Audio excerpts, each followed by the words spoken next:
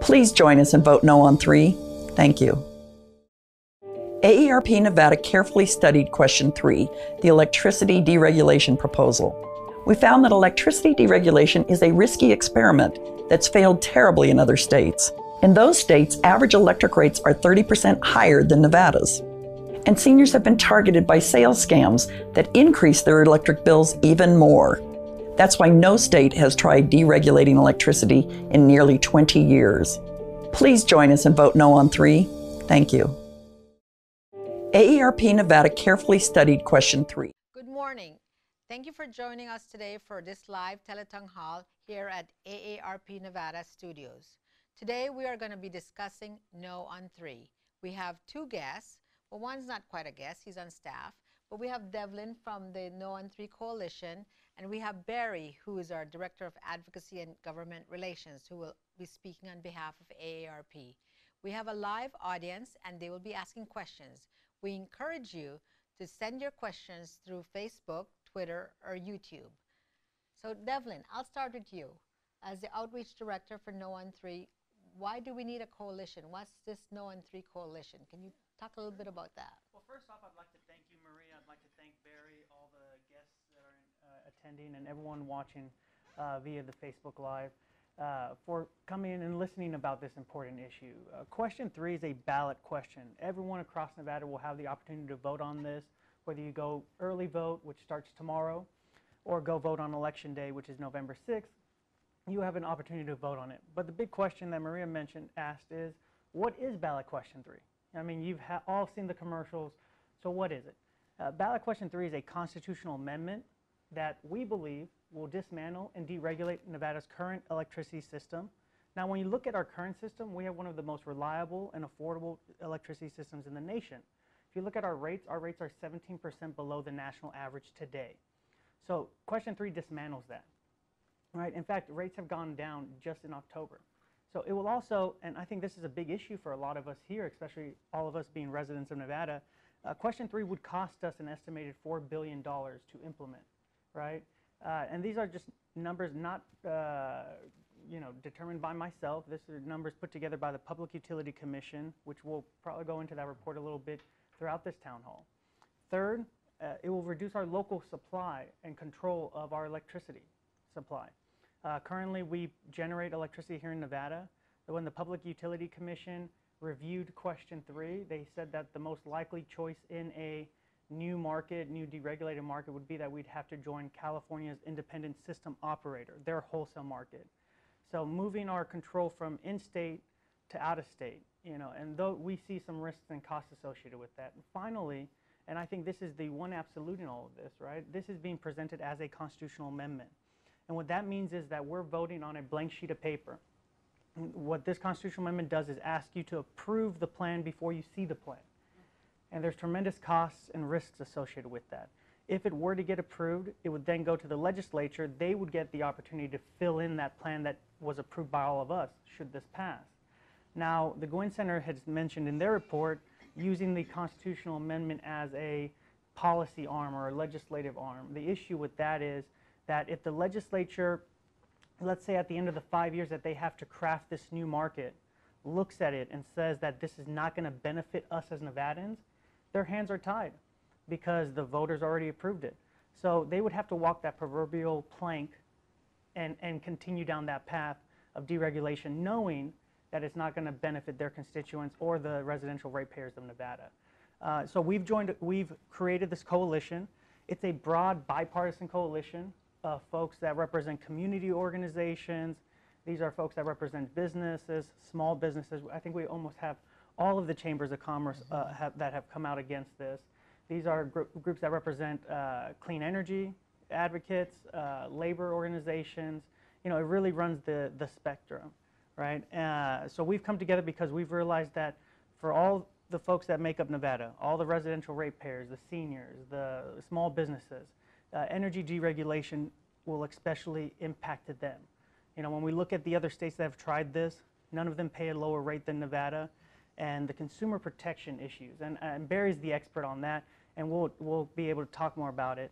But seeing what other folks have had to go through in other states, that's really where that risks and cost is associated with. So we don't want that coming here to Nevada, especially when we have a reliable and affordable system already in place. Thank you, Devlin. I know as you talk about the coalition, I want to remind folks that they can ask questions of Devlin or Barry on Facebook or YouTube or Twitter. But the coalition also has rural folks in it, rural Wells Energy and co-ops that are very concerned about it when you mention who's on the coalition. But before I go to you, Barry, I'd like to just mention this because a lot of folks don't understand why we got involved, and that will be my question to you, Barry. We are nonpartisan. We do not endorse candidates. We don't contribute to PACs. We don't say vote, how to vote. We have our Be the Difference Vote campaign right now, but we're not telling folks how to vote. And so, Barry, we get this asked a lot. Why this coalition? Why are we weighing in on a ballot question? Well, AARP has been involved in utilities for many, many, many years, and I've been going on behalf of AARP to the Public Utilities Commission for the 15 years I've been here, and really looking at the issues that affect our members and all of Nevadans. Electricity and energy issues are real pocketbook issues. They affect our members and all Nevadans every month when they pay their bill. So AARP was invited to serve on the Governor's Energy Choice Committee. So I served on the Governor's Energy Choice Committee for about a year and a half, and we learned all about energy deregulation or restructuring or whatever words people really want to use for it. And the more I sat there and the more I learned, the more I realized this was going to hurt residential ratepayers. Now, it's important to make that distinction between residential ratepayers and large industrial and commercial ratepayers. So we learned that this was really not going to benefit residential ratepayers as much as it was going to be those large industrial commercial customers. So we sat and we listened, and the other thing that we heard is we heard that in the other states that have deregulated, and by the way, no one has deregulated since 1999 because it just doesn't work. But in the states that have deregulated, and talking to my colleagues and hearing reports from those states, is not only did it cost those people more, but those residential ratepayers were subject to predatory sales practices. So these small independent operators that they're not really electric companies, they're middlemen that try to sell you the retail part of it, is they were ripping people off. They were targeting low-income minority communities, and they were selling them a bill of goods that just didn't exist. And so what AARP heard, what I heard, and what I spoke with AARP here in our state office and our national office is this was really going to hurt the people in Nevada. Now, AARP has clear public policy.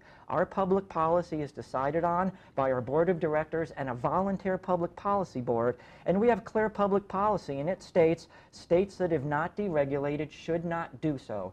So after everything we heard and thinking about how it was going to affect our members, the residential ratepayers, you and me who live in apartments or live in homes, this was going to end up costing us more, and that's not something we could do. So it seems like there's a lot to learn about No on 3, and we're getting to early voting this tomorrow, actually. So are there any questions from the audience at this time? Yes, I have one. I'm Terry Williams. I'm an AARP member. And my question is that right now there is a program whereas low-income people can get their bill taken care of once a year. How is this going to affect those that get that subsidy or that pay assistance from various programs that we have here in Nevada? That's really a great question, and what I want to let you know is AARP was involved in the original setup and design of the Low-Income Energy Assistance Program, which is a great way to have people who can't afford their electricity be able to keep the lights on, so that's important. So we started that program at the legislature probably about 17, 18 years ago, and it's a really good program, but what's going to happen is that's going to go away, because as Devlin mentioned, this is a constitutional amendment. And as a constitutional amendment, it supersedes all of our other laws and policy regarding energy and electricity. So all those things really go away. So that program, the Low Income Energy Assistance Program, actually will cease to exist, and it'll be up to the legislature to decide if they want to implement it and how they're going to implement it. However, I have to give you this warning. Whenever the legislature opens up a new statute and does something, it may not look the same. That program is working very, very well and is helping a lot of people keep their electricity on. And that's something we've fought for. Every 2 years, we're going at the state capitol to really fight on issues like this that affect our most vulnerable populations. So thank you for that question. Do we have another question from the audience? My name is Gus Ramos. I'm also a member of AARP. One of the major concerns that I have is its consumer protection. All right, I think there has to be really emphasized what it would do to consumer protection if the market gets deregulated. Yeah, I would say that that's been one of the biggest issues, and I would call it a recurring theme in all the states that have deregulated, right?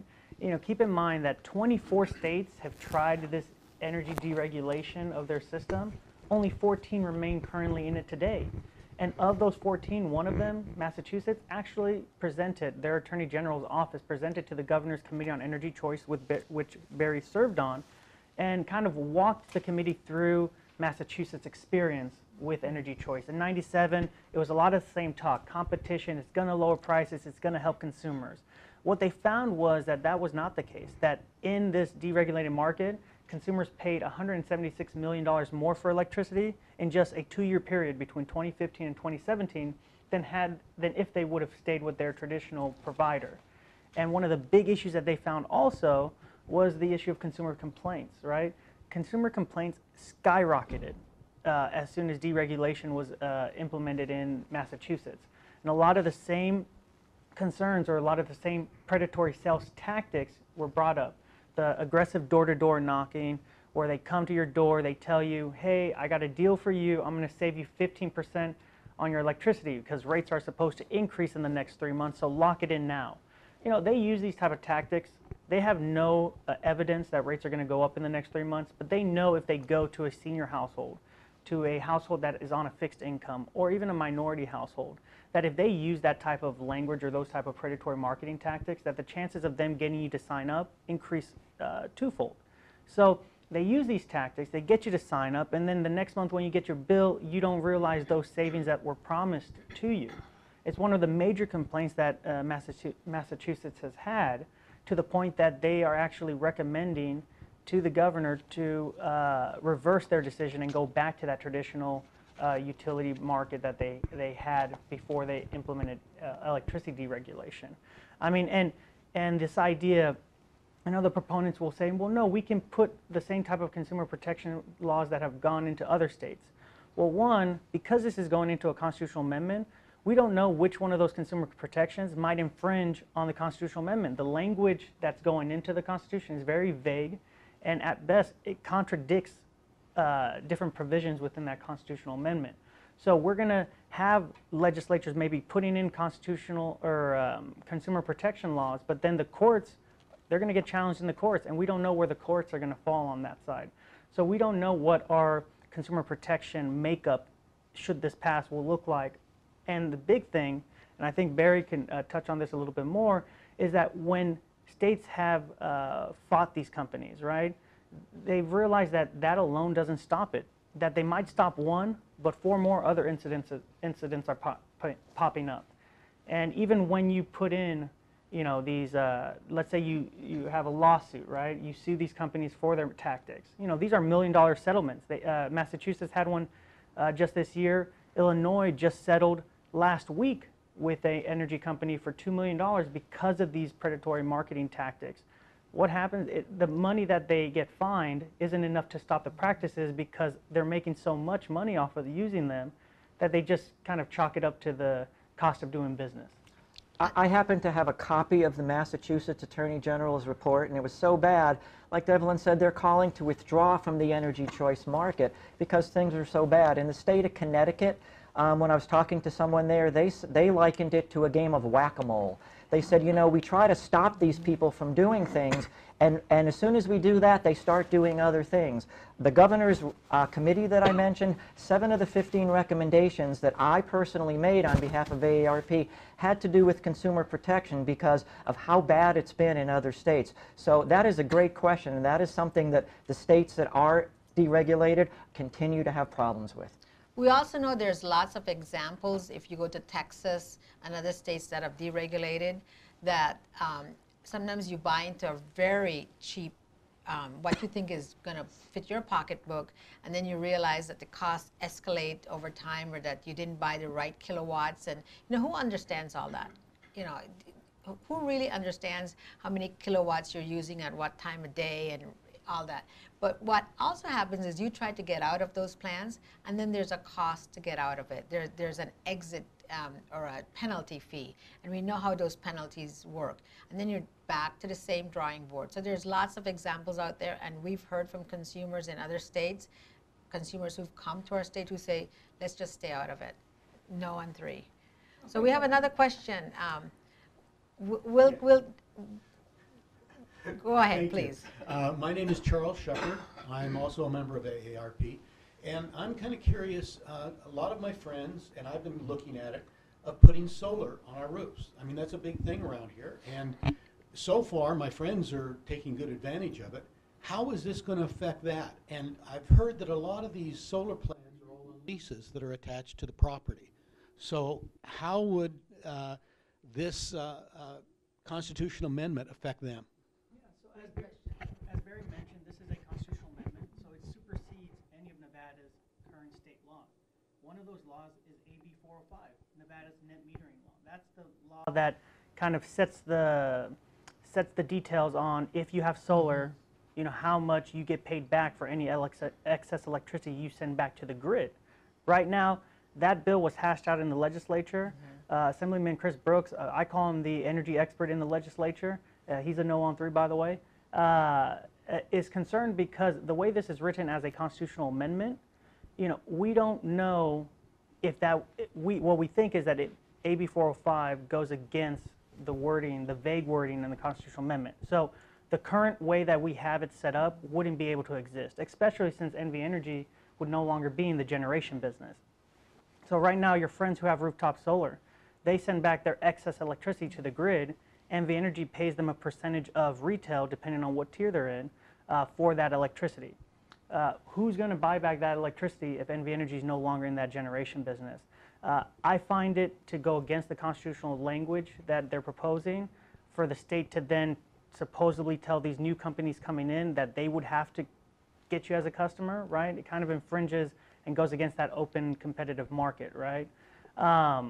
So who's gonna pay that is the big question I ask. And then also, how are we gonna force companies in an open competitive market to pay you a high percentage of retail, a premium rate for the electricity you send back to the grid, in an open market, for something that they can produce at a much lower rate? So those are the big questions that we see out on the trail, and as we are speaking with folks, the things that they have concern about. Right now, the AB 405, the legislature tells NV Energy they have to pay you this premium for the electricity you send back to the grid. Should question 3 pass, we don't know who's going to want to buy that excess electricity, and I can't imagine a scenario where they're willing to pay retail for something that they can produce for much less. And Barry, I know you spoke with the senator who helped pass the solar bill, and he had a conversation with us exactly regarding that, because people don't know that they're not going to be able to sell it as is. The NV Energy is not going to exist anymore as is, and so when you try to sell that solar, is what I understand, is you have to find a company, as Devlin said, who will purchase that back from you. So it is a big question for the senator, and I know he was very concerned after working so hard to pass this the solar bill. But Barry, talk a little bit about, because he talked a lot about why it passed the first time. Well, 2 years ago, for those of you who remember ballot question 3 2 years ago, and most people don't even remember it, but it was mislabeled, it was terribly mislabeled as Bring Back Solar. And so nobody really questioned that. It spread through the community as Bring Back Solar. So people who didn't have solar thought, sure, if people want to have solar, let's let them have solar. But that's really not what it was about at all. It was about energy deregulation, pure and simple. So people just didn't really think too much about it. And ballot questions, when they're constitutional amendments, have to be voted on twice. So what generally happens is the first time it's up for a vote, it's like going to look at a house. You drive up to the front door and the street, and you look at it and you go, you know, it looks kind of nice. It's okay, I'll take another look later. And that's what they did. They didn't really dig into it too deeply, and no one really, to be honest, paid too much attention. Plus, it was horribly mislabeled, Bring Back Solar.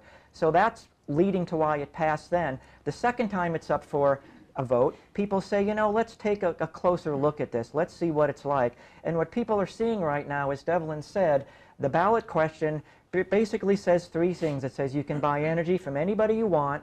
It says it'll be cheaper, and it says it has to be up and running, implemented by July 1st, 2023. Those are all problems because there's no guarantee it will be cheaper, and there's no plan on how they're going to do it. So it's basically a blank piece of paper. So when you go to that house and you take a look at the second time and you open the front door, there's nothing inside. And that's very problematic because we don't know how this is going to work, and there's really no way by 2023 our legislature can pass over 2,000 laws to get this up and running. It just won't happen.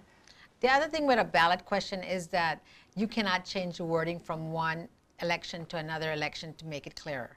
It has to be the same language that was used in the first go-around. It's the same language that has to be used again. So when people say we should have cleared up the language, you can't do that with a ballot question. Great question. We have another question. Hi, my question is, if in fact it should pass, since it's a constitutional amendment and we find out it doesn't work, how do you change it? How do you get rid of it? I think when you do something through a constitutional amendment, it makes it pretty permanent, and I think that's especially true when we're talking about electricity deregulation. So the short answer is, in order to reverse this completely, we'd have to go through what we're going through right now. We'd have to collect signatures, get it on the ballot, vote on it twice to make an amendment to this amendment, right? Now the issue though with this being electricity deregulation, right, is that if NV Energy is forced to divest from their generation capacity, what are we going to be able to return to if those assets are already sold off, right?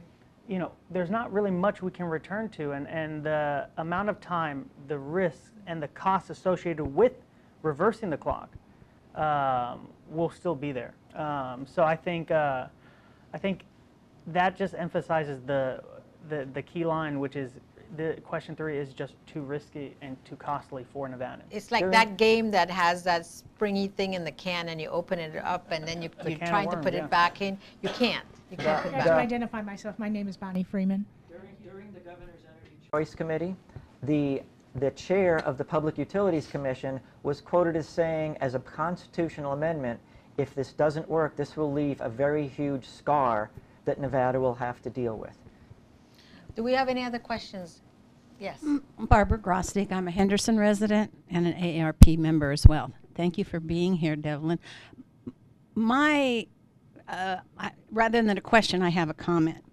I was working for the telephone industry back in the 90s when the telephone industry was deregulated. And everything that you've described this morning, these small companies cropping up, all of that happened. And the consumers were so confused. There were so many complaints that it tied up everybody for years, getting everything straightened out and understanding how the system really worked.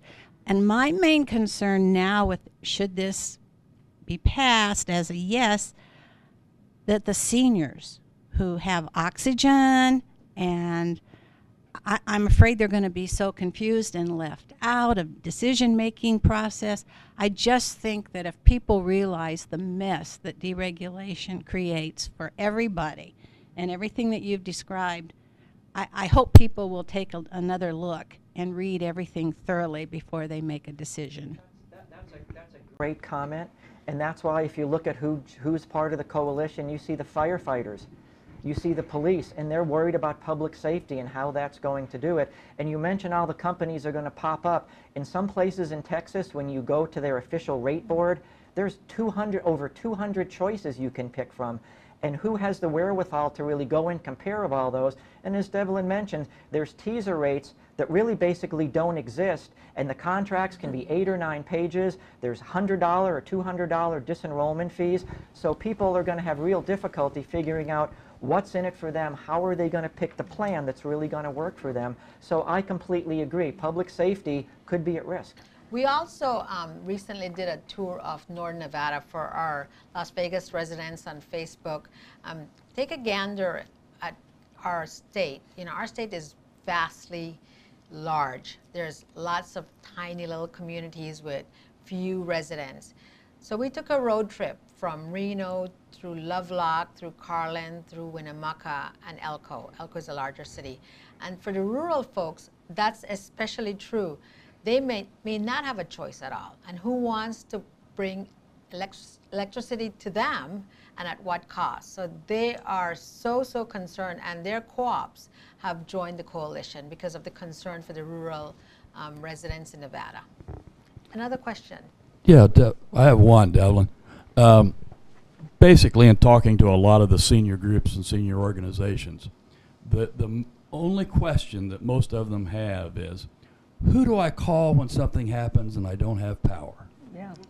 So that's a good question. That's a good question. So who do we call, Devlin? Yeah. So it depends on why you don't have power, right? It's a two-part question. It's a double-sided question, I guess, is the best way to describe it, right? So if question 3 passes, NV Energy would become the pole and wires company. They'd be in charge of the poles and the wires that you see that go across town. You know, should something go wrong with the physical pole and wire, NV Energy will still be there to service those the same way they're doing it today, working through the night, making sure those poles and wires go back up so that our schools can open on Monday and that our seniors and the rest of our residents in Nevada have power. And that's why we have such a reliable system, is because of that commitment. Now, if the reason there's no power going to your house is because there's not enough of supply, now that's not an issue with the poles and wires. The poles and wires are there, but if you don't have an electron to pump through the poles and wires, that's not NV Energy's fault. That's the supply company that you went to. And what we found is that there's these constant concerns in Texas and other places that have deregulated regarding their energy supply. Should, you know, on a given summer month, will they have enough to supply their service territory? You know, they haven't been able to figure out the algorithm, I should say, to get there, to make sure that they have sufficient power supply to power their service territory. NV Energy, we have a well-regulated company here that the legislature and the Public Utility Commission make sure that they always are generating at the highest capacity possible, so that way there is enough of a supply and that we never have to worry about blackouts or brownouts in the state of Nevada. Before I have a follow-up question around the Public Utilities Commission, which you brought up, we're a 24-hour town.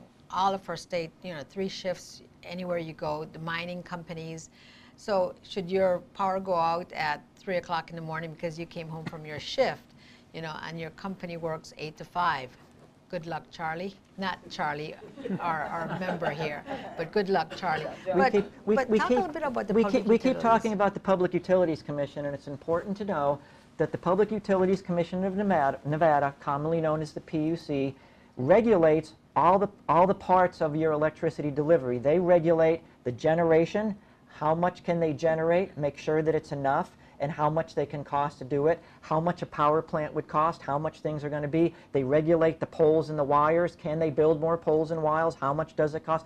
And they regulate the sales. So it is a highly regulated market, and I've been going to the PUC for a long time. Now, the Public Utilities Committee did a study of energy deregulation in terms of exactly what it was going to cost and what was going to happen, because the Governor's Committee said we need to hear from Nevadans. We've been hearing from Texas and California and Pennsylvania. Let's have Nevada's regulatory body do a study and find out what it was all about. So they came out with a 115-page report. I encourage people to take a look at it. If it's a sleepless night, you may try reading it. But what I suggest is page 6. Page 6 of this report are the key findings. There's a whole page of key findings, and the more you read them, the scarier it gets. One of the key findings was they said that electric rates for residential ratepayers would most likely go up for at least 10 years. So that's the independent regulatory body that said our rates are going to go up for 10 years. So page 6 of the Public Utilities Commission report really says it all. And Barry, I have a follow-up question. What happens to the Public Utilities Commission? Will it stay? Are they going to be the body that regulates all these companies that are coming in? They will lose their power to regulate completely over generation. They will still regulate over the poles and the wires, the distribution, and they will have some regulatory authority over the sales, the retail sales. But the ballot question says that they're not allowed to talk about what the rates are right now. And right now, the Public Utilities Commission can say, this is how much you can charge for electricity. They cap the rates. They keep the lid on how much you pay for. Now, people talk about, well, they've never seen a rate hike that the PUC didn't like. Well, that's not true. The PUC denied a rate hike just recently, and AARP has been fighting at the Public Utilities Commission to make sure that the rates stay low. So the PUC is going to have their hands tied in terms of what they can regulate and what they can't. So it's going to be a lot harder, and that generation of the electricity, the regulation of that goes to the federal government, goes to FERC. And I don't think we want to subject our energy policy to the federal government right now. Thank you. We have another question. Yes, I'm Terry Williams, AARP member. My question is now pertaining to renters. Renters are going to be at the mercy of the landlord in what company and plan that they select. Also, you do have illegal things going on, and there could be a company that tells the landlord, or they get involved with a kickback. The tenants have no say-so into what company the landlord will select, and anything can go wrong or haywire, whatever. So they're at the mercy of whatever the landlord does. So I guess that's a violation of the whole ballot question. The ballot question says everyone in Nevada will have their choice of who to buy electricity from, but those people will not. So that's a clear conflict right there. So that is a difficult situation, and who knows, the landlord may pick the most expensive rate. So the tenants are stuck paying whatever they choose. Yeah, I suppose, I've heard from folks all across the state, right? So in some scenarios, I've spoken to folks who rent and they still have the option to choose their plan. They sign up through NV Energy, through their name and all that. But then we did have one gentleman that Barry and I spoke to a few weeks ago that says he lives in a apartment, or I don't know if it's a senior community living center, but essentially what he told us is no, his management company, does that, and then they send you your usage of that, right? So in that scenario, it's a really good question. Who has the say in that scenario, right? If the management company is the one that's choosing the provider for you, then what choice do you have to make sure that they are making the choice that best fits you? A lot of things, when these companies come in here, the proponents of it use Texas as like the poster child of like everything deregulation is doing right. So I went in and I went to the powertochoose.com website to examine these companies. When you go on there, you see the sticker price of 5.2 cents a kilowatt hour, and you look at it and you're like, wow, that looks really good. Why wouldn't I want that here? But remember, it is a sticker price. When you go click on the fact sheet, the truth comes out, right? Because they're forced to put it down there. They don't show it to you right off the bat because they're hoping you see that, you get excited, you sign up. But then when you go through your bill, you see that, or through the fact sheet, you see that, well, if you use at least 1 kilowatt to 500, they're going to charge you 15.5 cents a kilowatt hour. If you use at least 500 but less than 1,000, you get a $26 billing cycle. And then if you use at least 1,000 or 1 kilowatts or higher, the charge is 14.5. So last month, my wife and I, it's just two of us in a home. We have a small home. We use 1,200 kilowatts of electricity. So under this provision or under these contract, we'd be paying that 14.5 cents a kilowatt hour. So the big question that I'm asking is, what happened to the 5 cents that you were promising before I clicked on the plan? And when we look at the type of fees that these companies charge, this is where it really gets. Maria mentioned this a little bit earlier. I'm going to go back to that. The contract terms. You sign up for, let's say, a 24-month contract. Let's say you sign up for that thinking you're going to get that 5 cents a kilowatt hour. And then you get your first bill, you realize that wasn't true. Well, let's say you give them a call and you say you want to cancel. That's what this is all about, right? Choice and competition. Well, guess what? You signed up for a contract. And if you want to cancel after the first month, let's say you have 23 months remaining, they're going to say okay, but then they're going to tell you that you owe them $460 a cancellation fee. In this particular contract, it's $20 a month for each remaining month on your contract. So with 23 months remaining, $460 to cancel. That negates any savings or any savings that competition is going to give you, right? Which, again, let me point out, we have not seen those savings in those other states. When you compare Nevada's average rates today, they're 30% lower, or 30% lower than the deregulated states. We pay less than all 14 of those deregulated states. And I was going to say, let's talk about choice, because you talked about choice, and that's something that really people talk about, and the whole idea is choice is the most important thing. Well, choice sounds good. We all want to make a choice. However, the thing to think about with energy deregulation, the measure of success for energy deregulation has to be cost, not choice. Because if it costs you more, it's really not a meaningful choice. For a choice to be meaningful, it has to cost you less, and that's the part that's missing. There's also another piece that maybe, Devlin, you could talk a little bit more, because I know in Texas we heard an example that was a poster child, their rates didn't go up. The reality is that for that poster child, they kept their co-op, and so their cost didn't go up. So talk a little bit about co-ops and how that works in Nevada, because most of us know NV Energy, but there's also co-ops in rural Nevada. Yeah, so co-ops are very unique. They're an interesting system, right? So a lot of the rural communities in Nevada do not get their energy from NV Energy. They get them from rural electricity cooperatives, right? And these are member-owned electricity cooperatives, meaning that the folks who are the customers are also owners of the company. And they set their own bylaws. They set their own board of directors. They're not governed by the PUC, right? They're governed by their own bylaws and board of directors. Now, should question 3 passes, because of how it's written as a constitutional amendment, one of the biggest concerns is what that will do to their business model as a co-op. And that's one of the reasons why you see so many of the co-ops, almost every single co-op in the state, opposing question 3.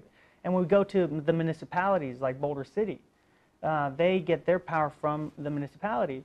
You know, they are also concerned with question 3, and their chief utility officer there brought up concerns there with what this would do to their contract with the Hoover Dam, because they get their electricity from the Hoover Dam, and what it would mean for their service territory, their customers. Because again, when we talk about that $4 billion cost, you know, that's in regard to the stranded assets. If NV Energy has to sell off their generation capacity, we as ratepayers would have to pay for that.